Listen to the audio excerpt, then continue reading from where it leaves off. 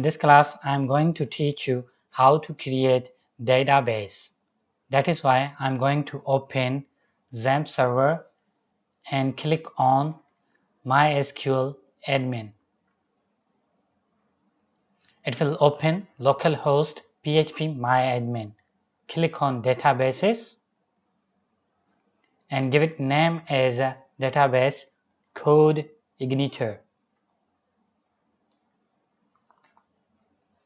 And hit on create button, and beside of this database phpMyAdmin, here you can see codeigniter database name, and database has been created.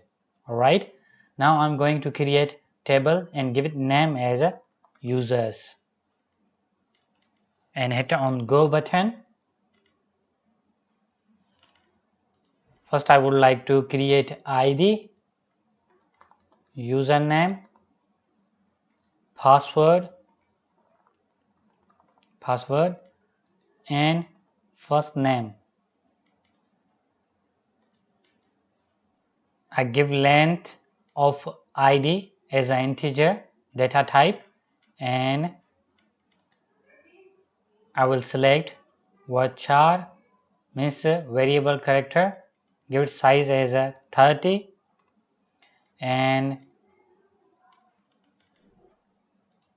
varchar, and give it size as 100. It's a first name, that is why it may be long in length, that is why I give it length size as 100 character. Right, and I'm going to give it index and auto increment, and I will also add index and choices. Now it's time to define each and everything with reasonable point of view. Okay, I give name as ID and give it data type integer. Integer means we use number value only. Alright, ID playing such a great role in crude point of view. We can create, delete, update with the help of ID number. Okay, we add auto increment. It means that every new row contain unique number. For suppose 1, 2, 3, 4, 5, these all are series of numbers are unique. Okay, that is why I add auto increment. Okay, primary key, we use primary key always unique, and it identify record into the database table uniquely. Okay, I add username and give it varchar. Varchar means alphanumerical value, alphabet as well as numbers value. I give it size as 30 in length, 30 character in length we can use as a username. Okay, by default I add none, and I don't add any null value in it. For suppose we will at the point of user interface and user fill up form, and if username will not added into the form, then it will give an error. Okay, no null value will be inserted in this.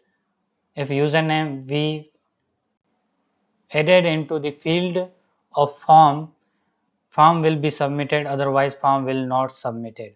Okay, so same like that, password is also not null, and every value we will give it as a default. Okay, first name we also add it as a varchar, is alphanumerical value, and we give it value as 100 in length, because name can be increased in length, and it had better to give it size as 100. Okay, and give it all other values as a default, and leave everything as a default, and go down and hit on save button. Our table with name user and its structure ID with primary key, username, password, and first name has been created successfully. That's enough for today. In next class we will talk about next topic.